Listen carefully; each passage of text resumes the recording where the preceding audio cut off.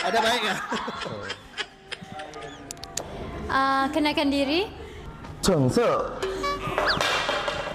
捧色，nama Wong bin Muhammad.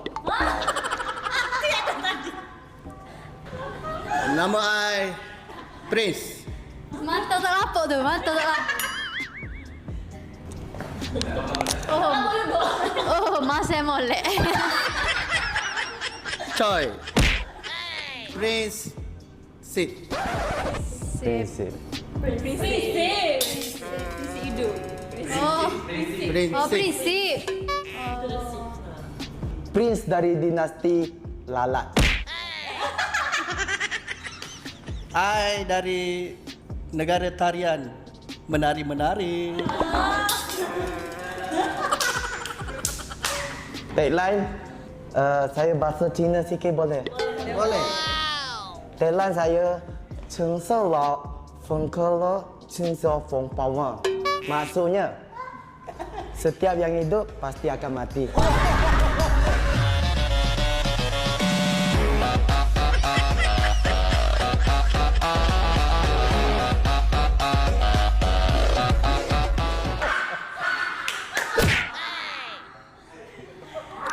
Thailand I, biar rakyat I tak bekerja, janji happy. Okay, untuk Wong, saya suka baju awak. First time saya nampak awak pakai merah macam ni. Tapi macam cili gitu. Tapi timbul lah. Cantik lah. Dengan makeup dia, dia pop up kat muka dia.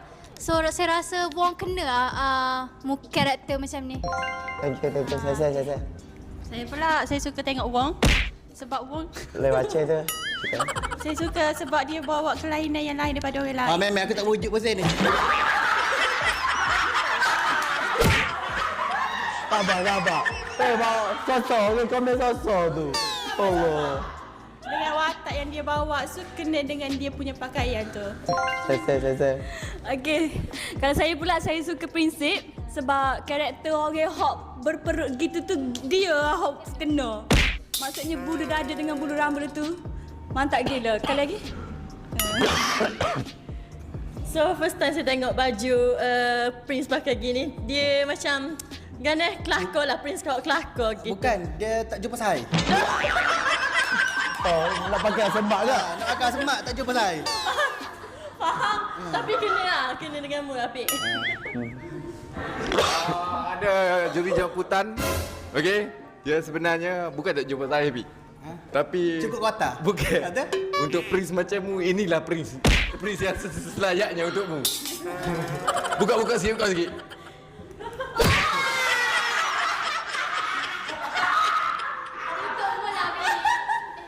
Okey.